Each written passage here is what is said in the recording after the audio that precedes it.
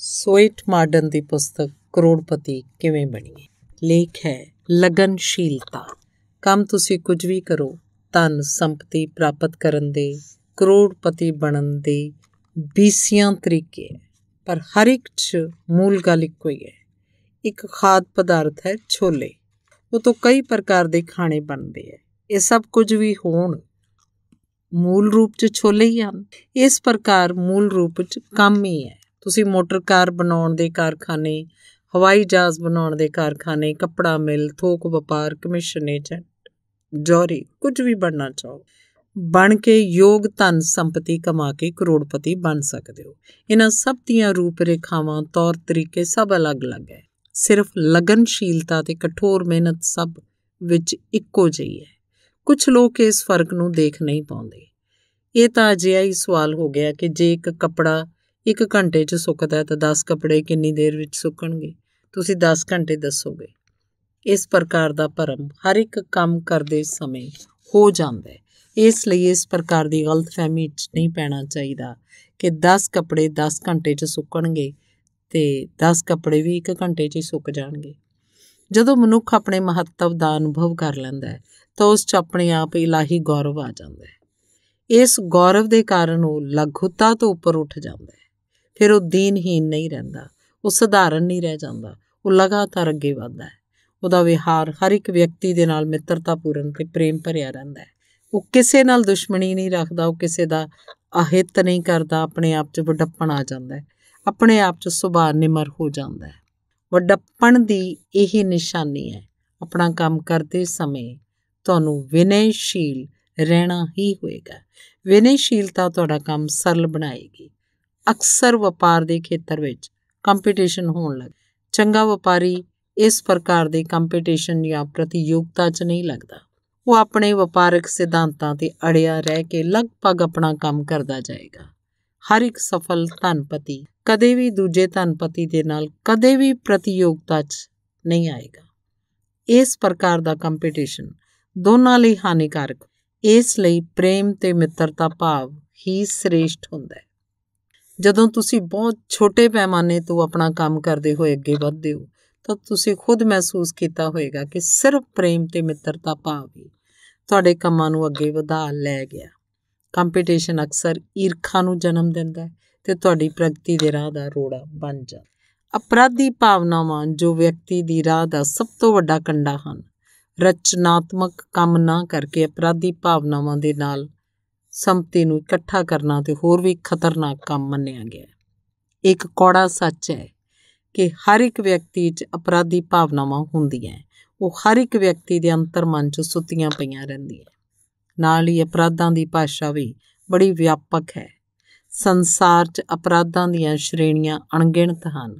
ਕੁਝ ਅਪਰਾਧ ਤਾਂ ਪ੍ਰਤੱਖ ਹੁੰਦੇ ਆ ਅਤੇ ਕੁਝ ਅਪਰਤੱਖ ਹੁੰਦੇ ਆ। ਅਪਰਾਧੀ ਵਿਅਕਤੀ ਪਹਿਲਾਂ ਮਨੋ ਅਪਰਾਧ ਕਰਦੇ ਹੈ, ਫਿਰ ਵਕਤ ਆਉਣ 'ਤੇ ਕਿਰਿਆਤਮਕ ਰੂਪ 'ਚ ਕਰ ਬੈਠਦੇ ਹੈ। ਇੱਕ ਵਿਅਕਤੀ ਲਗਭਗ 25 ਵਰ੍ਹੇ ਤੱਕ ਚੋਰੀਆਂ ਕਰਦਾ ਰਿਹਾ। ਉਹਨੂੰ ਪਕੜ ਪਾਉਣਾ ਬੜਾ ਮੁਸ਼ਕਿਲ ਸੀ।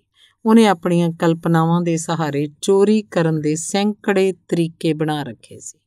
ਉਹਨੇ ਦੱਸਿਆ ਕਿ ਬਚਪਨ ਤੋਂ ਹੀ ਕੁਝ ਕੌਤਕਪੂਰਨ ਕੰਮ ਕਰਨ ਦਾ ਉਹਦਾ ਮਨ ਸੀ। ਉਹ ਆਪਣੀਆਂ ਕਲਪਨਾਵਾਂ ਦੁਆਰਾ ਚੋਰੀ ਦੀਆਂ ਤਰਕੀਬਾਂ ਕੱਢਣ ਲੱਗਾ। ਜਿੱਥੇ ਉਹਨੇ ਹੱਥ ਸਾਫ਼ ਕਰਨਾ ਹੁੰਦਾ ਸੀ ਉਸ ਥਾਂ ਦਾ ਖੂਬ ਅਧਿਐਨ ਕਰਦਾ, ਫਿਰ ਰੂਪ ਰੇਖਾ ਬਣਾਉਂਦਾ, ਕਾਮਯਾਬ ਹੋ ਜਾਇਆ ਕਰਦਾ ਸੀ। ਆਪਣੀ ਹਰ ਕਾਮਯਾਬੀ 'ਤੇ ਉਹ ਖੁਸ਼ ਹੁੰਦਾ ਸੀ। ਹਰ ਇੱਕ ਕਾਮਯਾਬੀ ਉਹਨੂੰ ਇੱਕ ਨਵੀਂ ਪ੍ਰੇਰਨਾ ਦਿਆ ਕਰਦੀ ਸੀ। 25 ਸਾਲ ਬਾਅਦ ਉਹ ਫੜਿਆ ਗਿਆ ਤਾਂ ਉਹਦੇ ਕੋਲ ਬੜੀ ਧਨ ਸੰਪਤੀ ਪਾਈ ਗਈ। ਉਹ ਚੋਰੀ ਦਾ ਮਾਲ ਆਪਣੇ ਕੋਲ ਨਹੀਂ ਰੱਖਦਾ ਸੀ, ਫੌਰਨ ਉਹਨੂੰ ਬਦਲ ਦਿੰਦਾ ਸੀ ਜਾਂ ਉਹਦਾ ਮੁੱਲ ਪ੍ਰਾਪਤ ਕਰ ਲੈਂਦਾ ਸੀ। ਇਸ ਵਿਅਕਤੀ ਨੇ ਇੱਕ ਗੱਲ ਕਹੀ, ਅਪਰਾਧ ਕਰਨ ਤੋਂ ਬਾਅਦ ਮੈਨੂੰ ਬੜੀ ਸ਼ਾਂਤੀ ਮਿਲਦੀ ਸੀ। ਇਸ ਵਿਅਕਤੀ ਦਾ ਉਦਾਹਰਨ ਦੱਸਦਾ ਹੈ ਕਿ ਹਰ ਇੱਕ ਵਿਅਕਤੀ ਅਪਰਾਧ ਕਰਨ ਦੇ ਲਈ ਬੇਚੈਨ ਰਹਿੰਦਾ ਹੈ। ਜਿਵੇਂ ਮੌਕਾ ਮਿਲਦਾ ਹੈ ਉਹ ਅਪਰਾਧ ਕਰ ਗੁਜ਼ਰਦਾ ਹੈ। ਕੋਈ ਵੀ ਵਿਅਕਤੀ ਸਮਾਂ ਆਉਣ 'ਤੇ ਅਪਰਾਧ ਕਰਨ ਤੋਂ ਪਿੱਛੇ ਨਹੀਂ ਹਟਦਾ। ਮੌਕੇ ਦਾ ਫਾਇਦਾ ਸਭ ਉਠਾਉਂਦੇ ਹੈ। ਅਪਰਾਧ ਮਨੁੱਖੀ ਜੀਵਨ ਦਾ ਇੱਕ ਅੰਸ਼ ਬਣ ਗਿਆ ਹੈ। ਨਾਮੀ ਅਪਰਾਧੀ ਇਸ ਸੱਚਾਈ ਨੂੰ ਸਵੀਕਾਰ ਕਰਦੇ ਹੈ ਕਿ ਅਪਰਾਧ ਕਰਨ ਤੋਂ ਪਹਿਲਾਂ ਉਹ ਮਨ ਹੀ ਮਨ ਉਹਦੀ ਪੂਰੀ ਯੋਜਨਾ ਬਣਾ ਲੈਂਦੇ ਹੈ। ਉਹ ਆਪਣੀਆਂ ਅਪਰਾਧੀ ਭਾਵਨਾਵਾਂ ਨਾਲ ਦੂਰ ਤੱਕ ਖੇਡਦੇ ਰਹਿੰਦੇ ਹੈ। ਮੌਕਾ ਦਾ ਲੱਗਦੇ ਹੀ ਆਪਣਾ ਕ੍ਰਿਸ਼ਮਾ ਦਿਖਾ ਦਿੰਦੇ ਹੈ।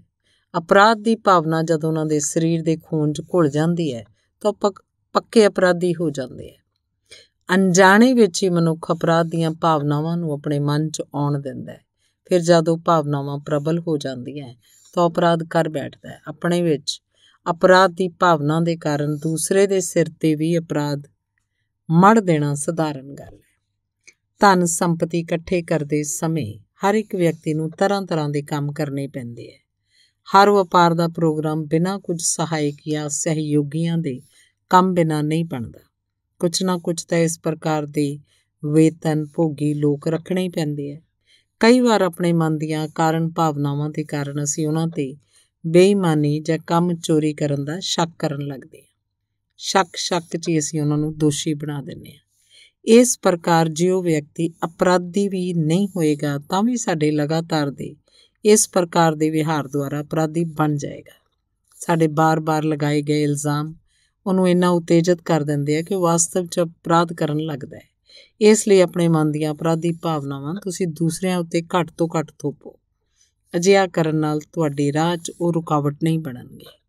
ਬਿਨਾਂ ਕਾਰਨ ਨੌਕਰਾਂ ਜਾਂ ਸਹਾਇਕਾਂ ਉੱਤੇ ਸ਼ੱਕ ਕਰਨਾ, ਉਹਨਾਂ ਨੂੰ ਲਤਾੜਨਾ ਜਾਂ ਉਹਨਾਂ ਉੱਤੇ ਤਰ੍ਹਾਂ ਤਰ੍ਹਾਂ ਦੇ ਇਲਜ਼ਾਮ ਲਗਾਉਂਦੇ ਰਹਿਣਾ ਠੀਕ ਨਹੀਂ ਹੈ। ਦੂਜੇ ਵਿਅਕਤੀ ਉੱਤੇ ਉਦੋਂ ਤੱਕ ਸ਼ੱਕ ਕਰਨਾ ਨਿਰਦਈਪੁਣ ਹੈ ਜਦ ਤੱਕ ਕਿ ਤੁਹਾਨੂੰ ਉਹਦੇ ਵਿਰੁੱਧ ਯੋਗ ਸਬੂਤ ਨਾ ਮਿਲ ਜਾਣ। ਕਈ ਵਾਰ ਅਕਾਰਨ ਤੁਹਾਡਾ ਸ਼ੱਕ ਜਾਂ ਇਲਜ਼ਾਮ ਤੁਹਾਨੂੰ ਨੁਕਸਾਨ ਦੇ ਸਕਦਾ ਹੈ। ਇੱਕ ਪਰਿਚਿਤ ਧਨਪਤੀ ਦਾ ਕਥਨ ਹੈ ਕਿ ਉਹਨੇ ਆਪਣੇ ਸਹਾਇਕ ਨੌਕਰਾਂ ਉੱਤੇ ਪੂਰਾ ਭਰੋਸਾ ਕਰ ਰੱਖਿਆ। ਉਹ ਅਪਰਾਧ ਕਰਨ ਵਾਲੇ ਆਪਣੇ ਨੌਕਰਾਂ ਸਹਾਇਕਾਂ ਨੂੰ ਕੁਝ ਨਹੀਂ ਕਹਿੰਦਾ, ਚੁੱਪਚਾਪ ਸਬੂਤ ਇਕੱਠੇ ਕਰਦਾ ਰਹਿੰਦਾ ਹੈ।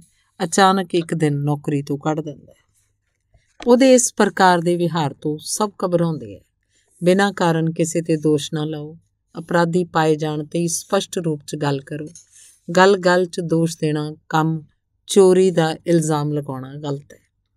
ਆਮ ਤੌਰ 'ਤੇ ਛੋਟੇ-ਮੋਟੇ ਅਪਰਾਧਾਂ ਦੇ ਲਈ ਸਜ਼ਾ ਨਾ ਦੇ ਕੇ ਚੇਤਾਵਨੀ ਦੇਣਾ ਚੰਗਾ ਹੁੰਦਾ ਹੈ। ਮਾਮੂਲੀ ਜਿਹੀਆਂ ਗਲਤੀਆਂ ਕਦੇ ਅਪਰਾਧ ਬਣ ਜਾਂਦੀਆਂ ਤਾਂ ਇਹਦੇ ਲਈ ਹੀ ਚੇਤਾਵਨੀ ਦੇ ਕੇ ਸ਼ਾਂਤ ਰਹਿ ਜਾਣਾ ਚੰਗਾ ਹੈ। ਅਜਿਹਾ ਦੋਸ਼ੀ ਵਿਅਕਤੀ ਫਿਰ ਅੱਗੇ ਅਪਰਾਧ ਕਰਨ ਤੋਂ ਡਰੇਗਾ। ਕਦੇ ਗਲਤੀ ਨੂੰ ਅਪਰਾਧ ਦਾ ਰੂਪ ਨਾ ਦਿਓ। ਅਜਿਹਾ ਕਰਨ ਨਾਲ ਤੁਹਾਨੂੰ ਕਦੇ ਨਾ ਕਦੇ ਧੋਖਾ ਖਾਣਾ ਪੈ ਜਾਂਦਾ ਹੈ। ਇੱਕ ਨੌਕਰ ਨੂੰ ਤੁਸੀਂ ਕੁਝ ਰੁਪਏ ਦੇ ਕੇ ਕਿਸੇ ਕੰਮ ਲਈ ਭੇਜਿਆ। ਕੁਝ ਦੇਰ ਬਾਅਦ ਉਹ ਰੋਂਦਾ ਹੋਇਆ ਆ ਗਿਆ। ਰੁਪਏ ਗਿਰ ਗਏ ਜਾਂ ਜੇਬ ਕੱਟ ਗਈ। ਤੁਸੀਂ ਉਸ ਉੱਤੇ ਉਲਟੇ ਬਰਸ ਪਏ ਕਿ ਸਾਲਾ ਝੂਠ ਬੋਲਦਾ ਹੈ। ਰੁਪਏ ਆਪ ਰੱਖ ਲਏ ਹੈ। ਹੁਣ ਤੁਸੀਂ ਖੁਦ ਸੋਚੋ ਇਹਦਾ ਉੱਤੇ ਕੀ ਅਸਰ ਹੋਏਗਾ। ਇਸ ਤਰ੍ਹਾਂ ਅਕਾਰਨ ਦੋਸ਼ ਲਾਉਣਾ ਵਿੱਚ ਤੁਹਾਡਾ ਅਹਿਤ ਹੈ। ਤੁਹਾਡੇ ਮਾਤਹਿਤ ਅਧਿਕਾਰੀ ਜਾਂ ਕਰਮਚਾਰੀ ਦੇ ਨਾਲ ਤੁਸੀਂ ਜਿਹੋ ਜਿਹਾ ਵਿਹਾਰ ਕਰਦੇ ਉਹਦਾ ਅਸਰ ਦੂਜੇ ਲੋਕਾਂ 'ਤੇ ਵੀ ਹੁੰਦਾ ਹੈ।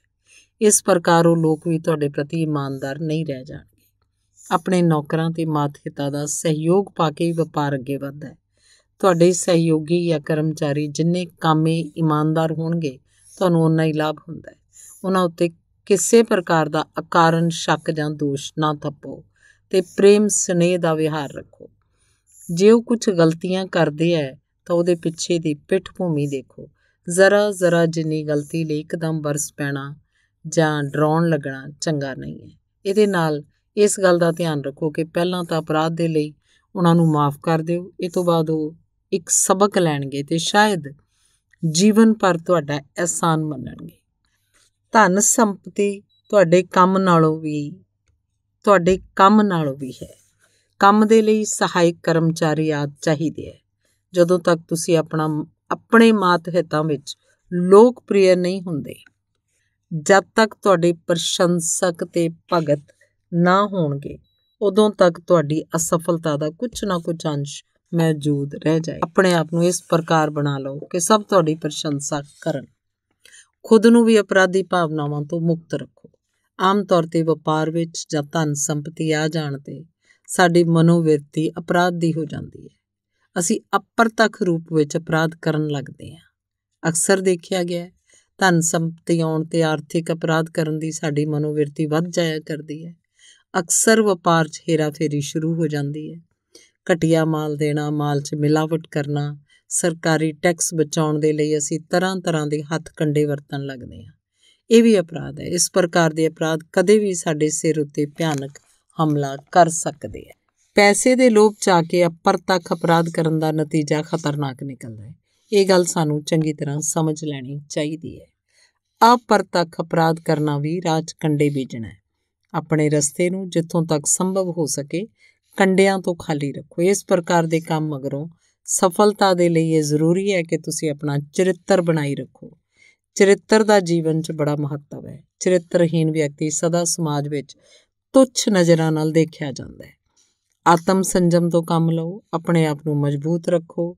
ਆਦਮੀ ਦੇ ਕੋਲ ਪੈਸਾ ਆ ਜਾਂਦਾ ਹੈ ਤਾਂ ਬਹੁਤ ਸਾਰੇ ਭੈੜੇ ਗੁਣ ਉਹਦੀ ਧਨ ਸੰਪਤੀ ਦੀ ਬਰਬਾਦੀ ਦੇ ਲਈ ਬਰਾਬਰ ਚੱਕਰ ਕੱਟਦੇ ਰਹਿੰਦੇ ਹੈ। ਮੌਕਾ ਮਿਲਦੇ ਹੀ ਝਪਟ ਪੈਂਦੇ ਹੈ। ਆਤਮ ਸੰਜਮ ਤੋਂ ਕੰਮ ਲੈਣ ਵਾਲਾ ਮਨੁੱਖ ਹੀ ਆਪਣੇ ਧਨ ਸੰਪਤੀ ਨੂੰ ਸੁਰੱਖਿਅਤ ਰੱਖ ਸਕਦਾ ਹੈ ਤੇ ਉਸ 'ਚ ਲਗਾਤਾਰ ਵਾਧਾ ਕਰ ਸਕਦਾ ਹੈ। ਸੁਰਾ ਤੇ ਸੁੰਦਰੀ ਦਾ ਚੱਕਰ ਨਾ ਪਾਲੋ। ਜਿੱਥੋਂ ਤੱਕ ਸੰਭਵ ਹੋਵੇ ਇਸ ਘਾਤਕ ਦੈਂਤ ਤੋਂ ਆਪਣੀ ਰੱਖਿਆ ਕਰੋ। ਜ਼ਰੂਰਤ ਹੋਣ 'ਤੇ ਹੱਦ ਤੱਕ ਇਹਦਾ ਉਪਯੋਗ ਕਰੋ। ਸਭ ਤੋਂ ਵੱਡੇ ਸਿਧਾਂਤ ਦੀ ਗੱਲ ਇਹ ਹੈ ਕਿ ਕਿਸੇ ਪ੍ਰਕਾਰ ਦੀਆਂ ਬੁਰੀਆਂ ਆਦਤਾਂ ਦੇ ਗੁਲਾਮ ਤੁਸੀਂ ਨਾ ਬਣੋ। ਬੁਰੀਆਂ ਆਦਤਾਂ ਨੂੰ ਆਪਣਾ ਗੁਲਾਮ ਬਣਾਓ। ਉਹ ਤੁਹਾਡੇ ਇਸ਼ਾਰੇ 'ਤੇ ਰਹਿਣ ਤੇ ਤੁਹਾਡੇ ਇਸ਼ਾਰੇ 'ਤੇ ਜਾਣ। ਤੁਹਾਨੂੰ ਆਪਣੇ ਇੰਦਰੀਆਂ ਉੱਤੇ ਜਿੱਤ ਪ੍ਰਾਪਤ ਕਰਨੀ ਚਾਹੀਦੀ ਹੈ। ਇੰਨਾ ਸੰਜਮ ਹੋਣਾ ਚਾਹੀਦਾ ਹੈ। ਹਮੇਸ਼ਾ ਆਪਣੇ ਆਪ ਨੂੰ ਨਿਰਲੇਪ ਰੱਖੋ।